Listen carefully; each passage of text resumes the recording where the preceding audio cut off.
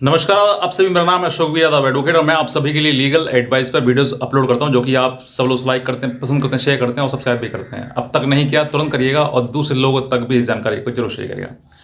आज आपने देखा होगा थंबनेल में कि आप तलाक मत लो।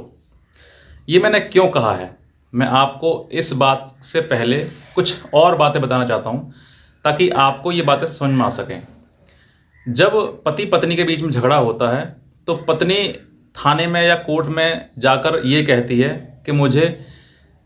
दान दहेज की मांग करी, मुझसे दहेज की मांग करते हैं और मुझे घर से बाहर निकालते हैं और वो दूसरी शादी करना चाहते हैं, यानी कि मुझे रखना नहीं चाहते हैं। ये बात पत्नी अपने हर मुकदमे में कहती है, चाहे वो मेंटेनेंस का मुकदमा हो, 498A का हो या 12 DB यानी कि 12 DB घरेलू हिंसा का हो। इन सभी मुकदमों में एप्लीकेशन में वो यही कहती है मुझे रखना नहीं चाहते हैं, मुझे रखना नहीं चाहते हैं, मुझे दहेज मांग रहा है, घर से बाहर निकाल दें। हर जगह आप देखोगे तो यही चीज़ होगी। अब ये बात मतलब वो जो झगड़ा है वो यही है कि घर में नहीं रखना, चाहे वो उसके पीछे कारण ये हो, चाहे वो खुद नहीं रहना चाहती हो या खुद उस पर रहना नहीं आ रहा हो, लेकिन फिर भी आरोप यही लगेगा कि वो मुझे रखना नहीं चाहता है, वो दूसरी शादी करना चाहता है।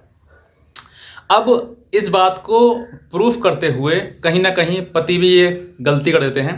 कि आप जो है वो तलाक का मुकदमा डाल देते हैं। अब तलाक का मुकदमा आपने डाल दिया, इधर पत्नी कह रही मुझे रखना नहीं चाहते हैं, उधर आपने तलाक का मुकदमा डाल दिया, तो कहीं ना कहीं जो बात उसकी है वो आपने उस पर मोहर लगा दी कि आप वाकई उसको रखना नहीं चाहते हैं। अब इससे होता क्या है मैं आपको बताऊंगा। अगर आप जैसे मुकदमा तलाक का मुकदमा डाल देते हैं तो कोर्ट भी यही मन धारणा बना लेता है कि इनको अब साथ में रहना ही नहीं है। कहीं ना कहीं इसके तलाक के पीछे कारण या फिर 498 मेंटेनेंस मुकदमा, ये सब मुकदमे चल रहे हैं और दहेज का मुकदमा चल रहा है, फिर तलाक चल रहा है, तो इन सभी मुकदमों के पीछे कारण बहुत बड़ा है कि अब जीवन में साथ रहना तो संभव बिल्कुल है ही नहीं। ये तो बिल्कुल दर्शा देता है आपका। तो यहाँ पर कोर्ट जो है, कोर्ट की भी एक मंशा रहती है कि भाई छोटे मोटे बात है, आपकी लड़ाई झगड़ा पति पत्नी का है, तो आप जो है वो कहीं ना कहीं इन दोनों को एक कर दें, मतलब दोनों का रिश्ता बनाने की कोशिश करें। फैमिली कोर्ट को भी ये अधिकार दिए गए हैं कि अगर दोनों पति पत्नी साथ में रहना चाहते हैं तो मीडिएशन के द्वारा उस बात को खत्म भी किया जा सकता है, लड़ाई झगड़े को खत्म भी किया जा सकता है। लेकिन जब तलाक का मुकदमा डल जाता है और तलाक में जो एलिगेशन है वो बातें सब सामने आती हैं, हालांकि उसका पति के पास सबूत होता है नहीं होता, लेकिन दोनों में जो अब तक उस लड़की ने मुकदमा लगाए और जो पति ने तलाक का मुकदमा लगाया, तो दोनों का बात यानी कि पत्नी ने जो कही कि मुझे रखना नहीं चाहते हैं और पति ना रखने के लिए तलाक का मुकदमा डाल रहा है, तो आप कहीं ना कहीं उस बात पर मोहर लगा देते हैं कि हाँ अब आपको उसको नहीं रखना है। तो ऐसे में कोर्ट भी निर्णय ले लेता है कि अब इनको रखना ही नहीं, रहना ही नहीं है, तो फिर आप प्रक्रिया को फॉलो करिए, लड़ाई लड़िए। अब वो लड़ाई छोटी भी हो सकती है, लंबी भी हो सकती है। अब तलाक का मुकदमा मान लीजिए आपने डाला, तो तलाक का मुकदमा डालने से पहले आप पति हैं उसके,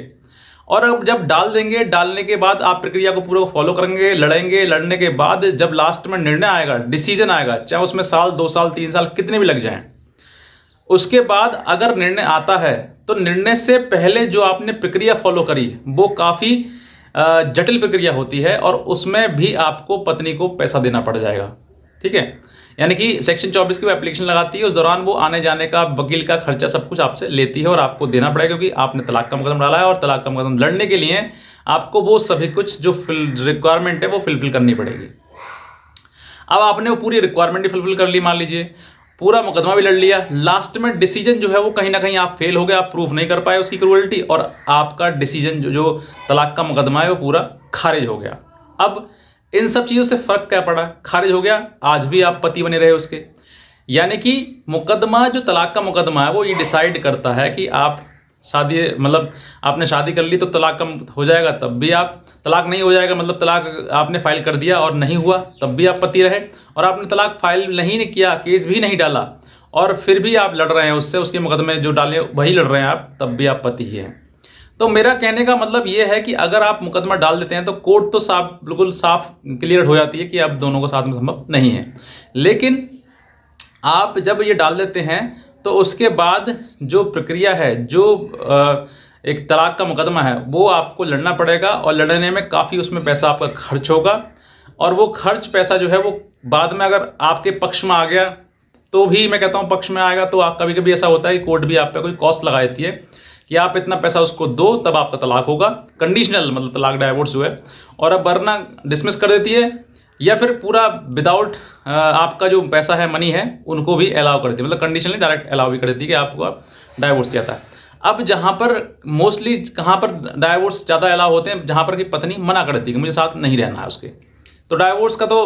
प्रोविज़न बन गया, प्रावधान बन गया कि हाँ, जब रहना ही नहीं साथ में तो कोर्ट को भी मंजूर रहता है कि हाँ, तलाक दिया जाए इसको, क्योंकि ये खुद रहने के लिए मना कर रही है। तो ऐसे समय पर आपको खुद सोचना है कि मेरी पत्नी मना कर रही है या फिर वो रहने को जिद कर रही है साथ में, और आपके साथ में आपको अगर आपके साथ जिद कर रही है तो आप उसको रख लीजिए, और नहीं रखना है तो कारण बताइए, स्पष्टीकरण दीजिए कि हाँ, ये कारण है, इसी कारण वजह से हम नहीं रह सकते। क्योंकि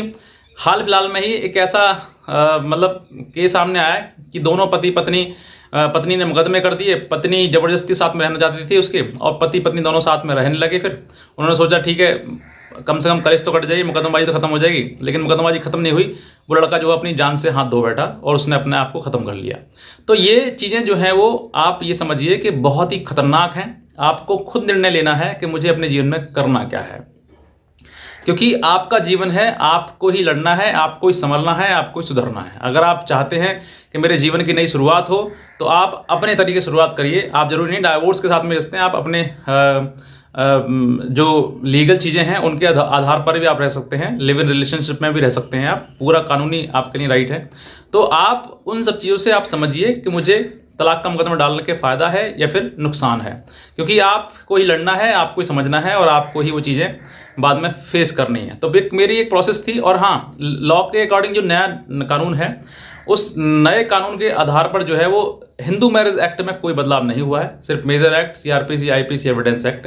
इन सब चीज़ों में बदलाव हुआ है, चेंज हुआ है। वो समय समय पर टाइम टू टाइम आपको मैं वीडियोज अपलोड करता रहूँगा, डालता रहूँगा। नए हैं आप, सब्सक्राइब करिए ताकि नई नोटिफिकेशन आपको आते रहे नई वीडियोस की, और जो भी जानकारी होगी मैं आपको तुरंत देता रहूँगा। आज का वीडियो देखने आपसे बहुत धन्यवाद।